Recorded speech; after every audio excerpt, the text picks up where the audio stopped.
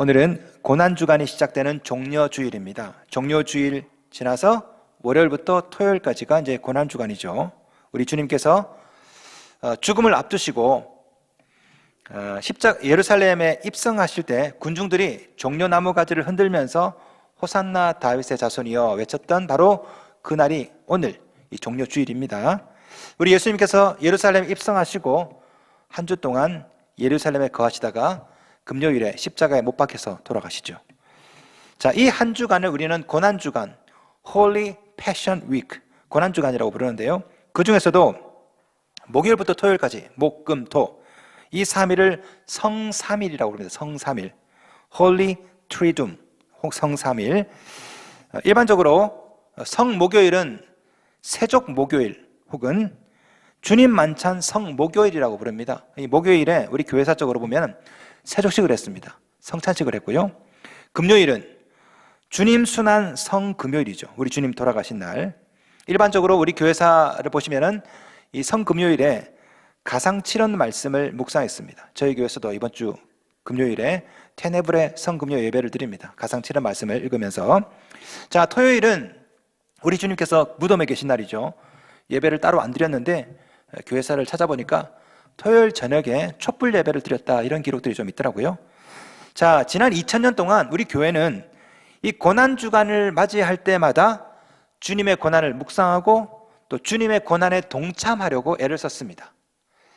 금식을 했고요. 고난주간에 금욕을 했고요. 주로 성서에 있기를 하면서 일주일을 보냈습니다. 술 마시면 안 됩니다.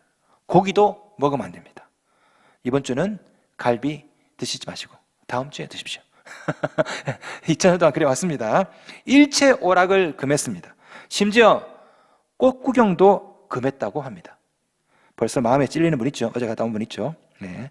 이 동양이나 서양이나 이 고난주간 부활절이 꽃 피는 시기입니다. 꽃 피는 시기. 그러다 보니까 꽃 구경을 금했는데 제가 교회사를 찾아보니까요, 우리 한국교회도 처음에 복음이 들어왔을 때 교인들 중에 이 시기에 꼭 벚꽃 구경을 가는 분들이 계셔. 그럴 때 장로님들이 교인들을 막 야단쳤다라는 기록들이 막 있어요. 예. 야단 안 맞으려면 장로님 데리고 가세요. 벚꽃 구경 오늘. 예.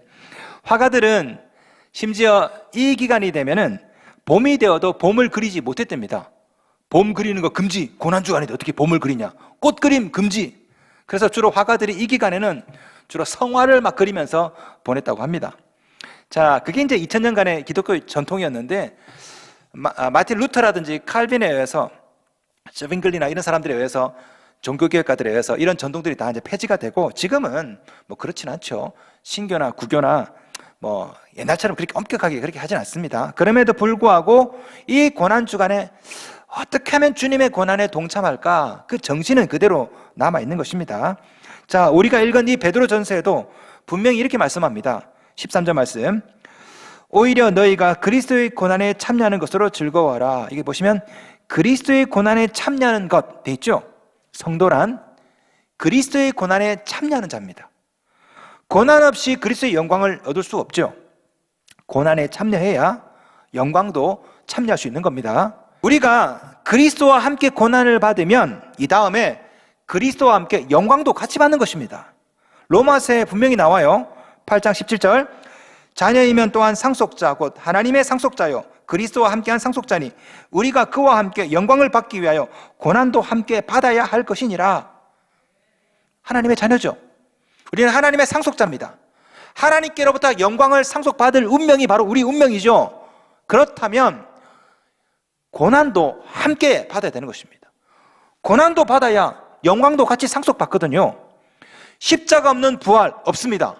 부활이 있으려면 십자가 져야 되죠. 고난 없는 영광 없습니다.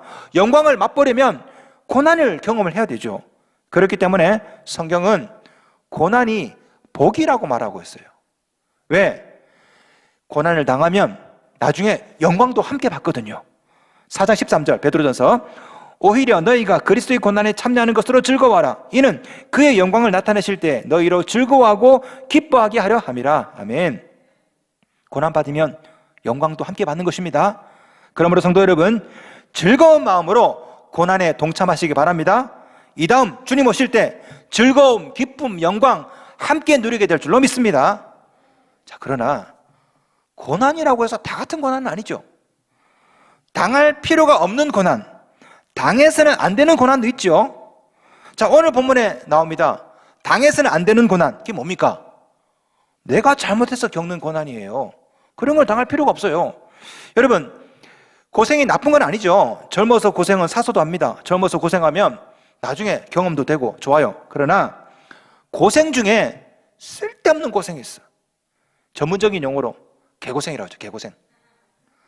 할 필요가 없어요. 할 필요가. 그런 고생은. 때로는 내가 잘못해서 겪는 고난도 있죠. 이런 고난도 당할 필요가 없는 겁니다. 당해서는 안 되는 거예요. 오늘 본문에서 그 이야기를 하는 겁니다. 자, 15절 봅시다.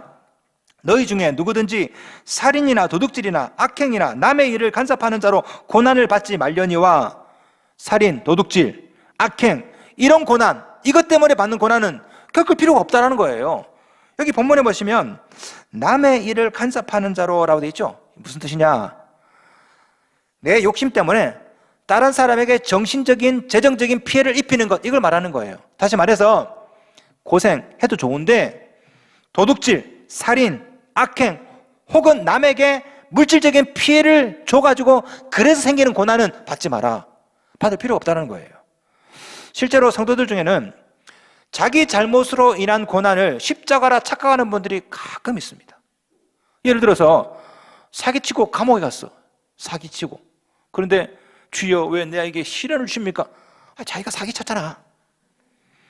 자기가 욕심내서 잘못 투자했습니다. 비트코인 투자했는데 40%가 마이너스야. 주여 왜 나에게 이런 십자가를 주십니까? 십자가가 아니지.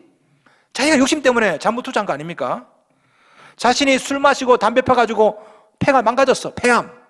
주여 왜 나에게 이런 시련을 주십니까? 항변하는데 자기가 술 마시고 담배 폈잖아요. 고난 중에 내가 스스로 무덤을 파서 스스로 당하는 고난이죠. 당하지 말라는 겁니다. 야고보 사도가 이렇게 말합니다.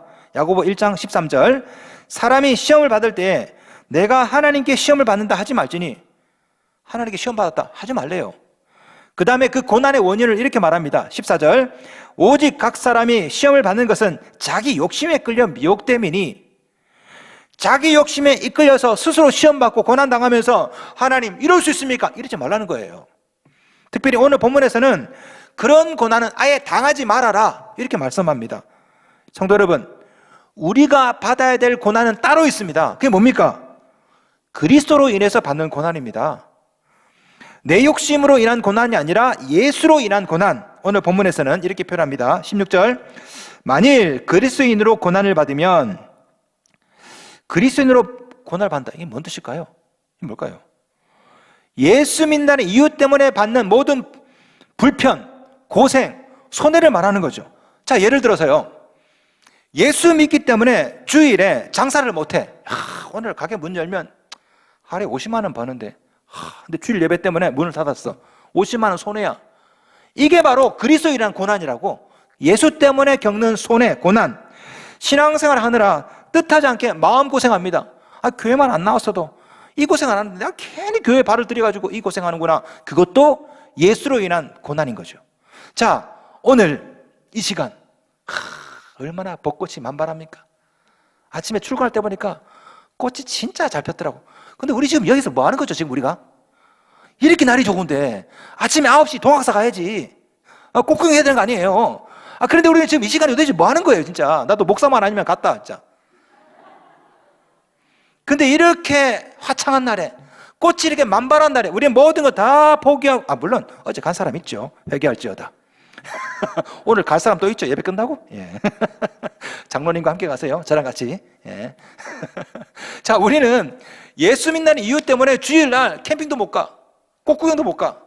생각해보면 손해보는 게 많아요. 안 그래요? 나도 그런데, 나는 그런데 내가 믿음이 좀 없나, 목사가? 생각해보니까요, 이 헌금만 모아도 집 샀겠다. 억울하잖아요? 여러분 11조만 모아도 집 샀어요. 가만히 생각해보니까, 야, 이거 내 친구 다 보면, 예수 안 믿는 친구들 보면 교회 안 나가고 그냥 마음껏 노는데 나쁜 짓 해도 양심의 가책도 없어. 근데 우리는 예수 믿는 이유 때문에 놀지도 못해. 죄도 못 지어. 죄 짓고도 밤에 잠을 못 자. 생각해보니까 예수 믿는 이유 때문에 불편한 게 한두 가지가 아니야. 억울한 게 있단 말이야. 억울한 게 내가 예수 믿고 지금 뭐 하는 건가? 이 주일날 매주마다 뭐 하는 건가? 새벽기도 하잖아. 새벽기도 5시 반에 도대체 우리가 뭐 하는 거지? 그 새벽에 5시 반에 새벽 예배 나오고 수요 예배 나오고 금요일 예배 나오고 생각해보면 우리가 뭐 하는 거죠? 여러분, 이 모든 게 다 뭐예요? 그리스도로 인해서 받는 고난이라고. 우리가 받아야 될 고난. 성경에는 이것이 하나님 뜻대로 받는 고난이랍니다. 4장 19절, 그러므로 하나님의 뜻대로 고난을 받는 자들은, 우리가 받아야 될 고난은 그리스도로 인한 고난, 이것이 하나님 뜻대로 받는 고난입니다. 성도 여러분, 예수로 인해서 여러분이 불편하고 예수 믿는 것 때문에 손해를 보고 마음고생을 한다면 거기에는 하나님의 뜻이 있습니다. 그 뜻이 뭘까요? 상급이죠. 상급. 자, 17절 18절 말씀 봅시다. 여기에 나와요. 이 말씀이 굉장히 어려워요. 제가 이 17절 18절을 집에서 읽다가 한 20번을 읽어도 도대체 뭔 뜻인가 모르겠더라고. 한참 고민했습니다. 쉽게 알려드릴게요. 17절 18절 같이 한번 읽어봅시다. 시작. 하나님의 집에서 심판을 시작할 때가 되었나니 만일 우리에게 먼저 하면 하나님의 복음을 순종하지 않은 자들의 그 마지막은 어떠하며 또 의인이 겨우 구원을 받으면 경건하지 아니한 자와 죄인은 어디에 서리요? 읽어도 뭔 뜻인지 모르겠죠? 설명해 드릴게요. 쉽게 말하면요, 우리 주님 재림하시면 심판하시죠. 어디부터 심판하는지 아십니까? 교회부터, 믿는 자부터.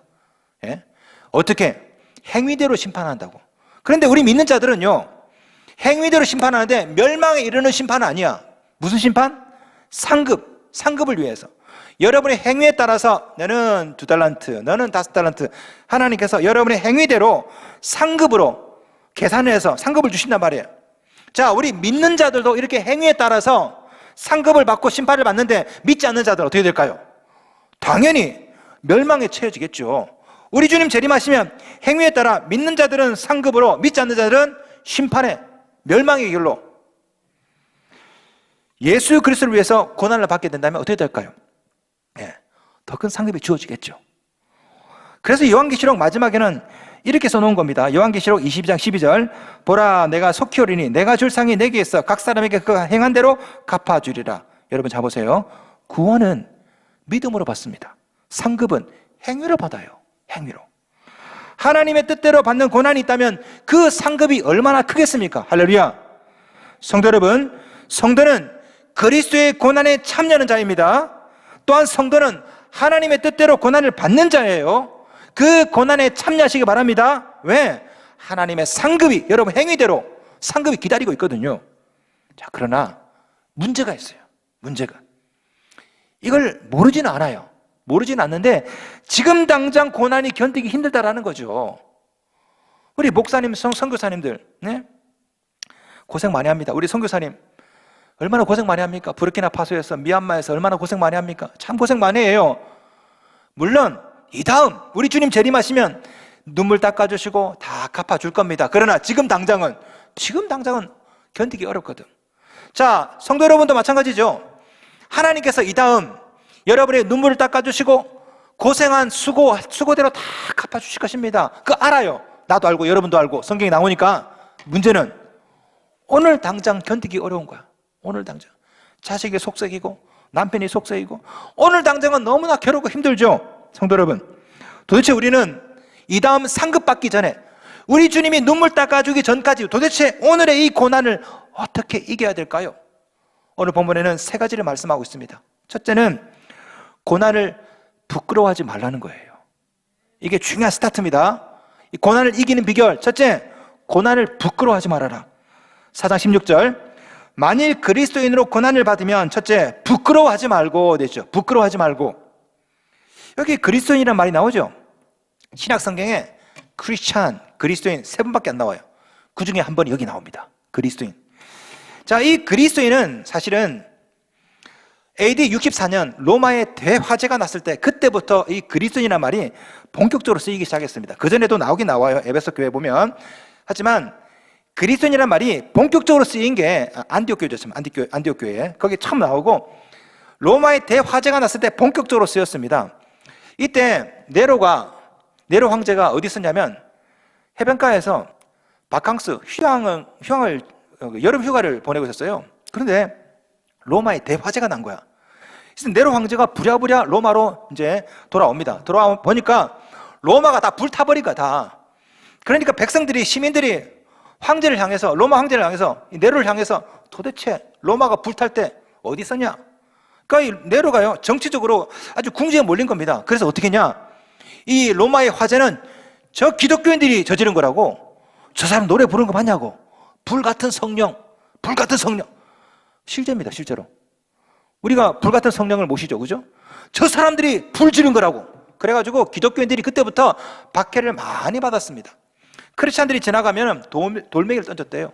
침을 뱉고 뺨을 때리고 심지어 매질도 하고. 그래서 그리스도인이라는 말이 이 AD 64년부터는 그리스도인 말은 아주 수치스러운 이름이 되었습니다. 우리로 말하면 예수쟁이. 어이구, 저것들이 불 지르고 뻔뻔하게 돌아다니네. 그때부터 그리스도인 하면 부끄럽고 성경책 뒤로 감추고 매 맞고 또 침 뱉고 이러니까 왕따 당하고. 이런 가운데 베드로는 그리스도인으로서 고난을 부끄러워하지 말라고 하는 거예요. 부끄러워하지 말라고. 사도 바울도 이렇게 말합니다. 디모데후서 1장 8절, 주를 위하여 갇힌다 된 나를 부끄러워하지 말고 오직 하나님의 능력을 따라 복음과 함께 고난을 받으라. 성도 여러분, 그리스도인으로서 고난을 부끄러워하지 마십시오. 여러분도 혹시 직장에서, 사회에서 너 교회 나가냐? 아이고, 그렇게 안 봤는데. 그렇게 할 때 부끄러워하지 마십시오. 당당하시기 바랍니다. 고난을 부끄러워하면 고난을 이길 수가 없어요. 성도 여러분, 예수 믿는 이유로 고생하고 고난을 받고 있습니까? 부끄러워할 일이 아닙니다. 자랑하셔야 돼요. 둘째, 그러므로 이제부터 고난을 당할 때마다 오히려 하나님께 영광을 돌리셔야 됩니다. 할렐루야. 4장 16절, 만일 그리스도인으로 고난을 받으면 부끄러워하지 말고 그 다음에 도리어 그 이름으로 하나님께 영광을 돌리라. 왜 그렇습니까? 여러분, 고생 하나하나가 상급으로 환산되거든요. 그걸 생각하면 얼마나 기쁩니까? 신앙생활 하다가 손해를 봅니다. 손해를. 그러면 게임처럼요, 플러스 원이 띠리링 상급 하나 추가. 예수 믿는 이유로 왕따를 당했다. 포인트, 더블 포인트. 띠리링 띠리링. 순교를 했다. 로열 스트레이트 플래시. 할렐루야. 대박이야, 대박. 순교하면 대박이야. 예? 혹시 여러분 쾌락의 역전이라는 용어를 아십니까? 쾌락의 역전. 결과를 알고 있는 고난은 고난이 아니라 쾌락으로 느낀다라는 거예요. 예를 들어서 여러분 그 번지 점프 아시죠? 혹은 롤러코스터, 절벽에서 뛰어내립니다. 그러나 우리는 알아요. 안 죽는다는 것을. 발목에 묶여 있잖아. 롤러코스터 이렇게 사고 나지 않죠? 그죠? 이건 결과를 알고 있어요. 그래서 떨어지지만 안 죽는다는 것을 알고 있기 때문에 그 공포가 쾌감이 되는 거야. 결과를 알고 있으면 공포가 아니라 쾌감이라니까. 이게 쾌락의 역전이에요. 이것을 긍정적인 마조키즘이라고 이렇게 얘기합니다. 우리는 고난의 결과를 이미 알고 있습니다. 하나님께서 상급을 주신다며요. 말씀 보겠습니다. 4장 13절 우리 함께 읽겠습니다. 시작. 오히려 너희가 그리스도의 고난에 참여하는 것으로 즐거워하라. 이는 그의 영광을 나타내실 때에 너희로 즐거워하고 기뻐하게 하려 함이라. 결과가 나오죠. 이 다음에 우리 주님 재림하실 때 우리가 즐거워하고 기뻐한답니다. 결과를 알아요. 결과를. 이 사실을 알고 있다면, 믿고 있다면 우리 지금 고난을 당할 때 어떻게 됩니까? 재밌어야지. 우리 결과 알잖아요. 아이고 재밌어라 그냥. 고난 당하면 굴 파지 마시고 아이고 재밌어라. 왜? 결과를 알거든. 하나님께서 상급을 주시고 이 다음에 우리 눈물 닦아주시고 즐거움과 기쁨을 주시고. 현대어 성경으로 읽어드리겠습니다. 16절 말씀. 그러나 여러분이 그리스도인이라는 이유로 고통받는다면 그것은 조금도 수치스러워할 일이 아닙니다. 오히려 그리스도의 한 식구가 되어 그리스도의 그 빛나는 이름으로 불리는 특권을 받았다는 증거이니 하나님께 찬양을 드리십시오. 할렐루야. 성도 여러분, 여러분도 고난을 부끄러워하지 마십시오. 신앙생활 때문에 머리가 아프고 고난당한다면 기뻐하셔야 돼요. 영광을 하나님께 돌리셔야 됩니다. 왜? 우리는 결과를 알거든요. 마지막으로 셋째, 그러므로 이제는 남은 것은 하나님께 맡기는 것입니다. 고난당할 때 어떤 분들은 그냥 자포자기하는 분들이 있어. 될 대로 되라. 어떤 분들은 하나님 없다 그러고. 이런 분들은요, 고난의 미래를 모르기 때문에 그래요. 우리는 고난의 결과, 미래를 알죠. 하나님께서 반드시 고난에 대해서 대가를 지불해 주십니다. 즐거움과 기쁨을 여러분에게 주실 거예요. 그러나 중간에 어떻게 될지는 몰라. 그렇죠. 얼마나 더 고생해야 되는지, 이 고생이 언제 끝날지는 몰라요. 결과는 알지만 중간에 어떻게 될지 모른다고. 그렇기 때문에 우리가 해야 될 일은 뭡니까? 하나님께 영광 돌리고 하나님께 맡기는 거예요.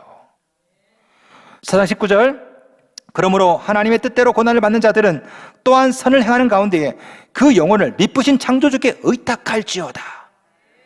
의탁하다, 파리티데스토산, 이 말은 뭐냐면요, 상업에서 쓰는 경제 용어인데 신탁하다, 예금하다 이 뜻입니다. 여러분의 고난, 여러분의 마음고생을 어떻게 하라? 하나님께 예금해라, 신탁해라, 맡겨라. 왜? 중간에 어찌 될지 몰라. 결과는 알지만 중간에 어찌 될지 모르기 때문에 아예 하나님께 맡겨버리는 거지 뭐. 오늘 본문에서 특별히 하나님이 아니라 창조주라고 번역하고 있습니다. 무슨 말입니까? 여러분이 고민하는 것, 돈, 건강, 재산, 진로, 이 모든 것들 누가 만들었어요? 하나님이. 창조주 하나님이. 그분께 다시 맡기라는 거예요. 우리 주님도 십자가 위에서 고난을 받으실 때 마지막에 하신 말씀이 뭡니까? 우리 여러분 누가복음에 보시면요, 우리 마태복음 보시면 다 이루었다 되어 있는데 누가복음에는 이렇게 되어 있습니다. 누가복음 23장 46절, 예수께서 큰 소리로 불러 이르시되 아버지 내 영혼을 아버지 손에 부탁하나이다 하고 이 말씀을 하신 후 숨지시니라. 아버지 손에 부탁한다, 이 단어가 오늘 본문에 나오는 19절에 나오는 이 단어와 같은 단어입니다. 아버지 손에 맡깁니다. 우리 주님은 고난 가운데, 고난 뒤에 어떻게 될지 알고 계셨어요. 부활하시지 않습니까? 승천하시고. 그러나 십자가 뒤에 어떻게 될지 모르기 때문에 우리 주님은 다 하나님께 맡긴 거죠. 내 영혼을 아버지 손에 의탁하나이다. 여러분, 우리도 이렇게 해야 됩니다. 우리는 어떻게 될지 저 미래에 대해서는 알고 있습니다. 결과는 알고 있어요. 그러나 내일 어떻게 될지, 이 고난이 언제까지일지, 어떻게 끝날지 몰라요. 그렇기 때문에 내일 오늘 우리의 고난, 마음고생 다 주님께 아버지 손에 부탁하고 의탁해야 된다는 것입니다. 그렇게 맡기면 어떻게 된다? 현대의 성경은 19절에 이 구절을 추가해 놨어요. 우리 개혁 성경은 안 나오는데 현대의 성경은 이 구절이 들어있습니다. 읽어드릴게요. 하나님께서는 결코 여러분을 모른 채 그냥 내버리시지 않을 것입니다. 하나님 손에 의탁하면 내버리지 않습니다. 하나님께서. 그리고 결국에는 여러분에게 영광의 관을 허락해 주실 것입니다. 사도 베드로가 고난에 관한 말씀을 마치고 5장 4절에 결론적으로 이렇게 말합니다. 5장 4절, 그리하면 목자장이 누굽니까? 예수님이죠. 목자장이 나타나실 때 시들지 아니하는 영광의 관을 얻으리라. 이 사실을 믿으십니까? 이 세상 고난 고생을 다 마친 후에는 시들지 않는 영광의 관을 여러분에게 다 허락하실 줄로 믿습니다. 그러니 고난 때문에 부끄러워할 필요도 없고 염려할 필요도 없고 하나님께 맡기면 되는 거예요. 5장에서 이렇게 말해요. 5장 7절, 너희 염려를 다 주께 맡기라. 이는 그가 너희를 돌보심이라. 성도 여러분, 성도는 그리스도의 고난에 동참하는 자입니다. 주님의 고난에 동참한다는 것은 금식하고 벚꽃 구경 안 가고 이런 것만이 아니에요. 주님의 고난에 동참한다는 것은 예수 때문에 손해를 보고, 예수 때문에 수치를 당하고, 예수 때문에 고생을 하고, 이것이 예수님의 고난에 동참하는 겁니다. 하나님의 뜻대로 손해보십시오. 고생하시라고 스스로. 그리스도의 고난에 참여하면 이 다음 그리스도의 영광에도 참여하게 되는 것입니다. 그러므로 고난을 두려워하지 마십시오. 고난을 부끄러워하지 마세요. 고난을 만나면 어떻게 하라? 오히려 즐거워하라. 할렐루야. 상급 플러스 원. 예? 즐거움과 기쁨, 하나님의 영광이 바로 여러분 앞에 기다리고 있습니다. 여러분의 고생, 여러분의 고난, 마음고생 다 주님께 의탁하십시오.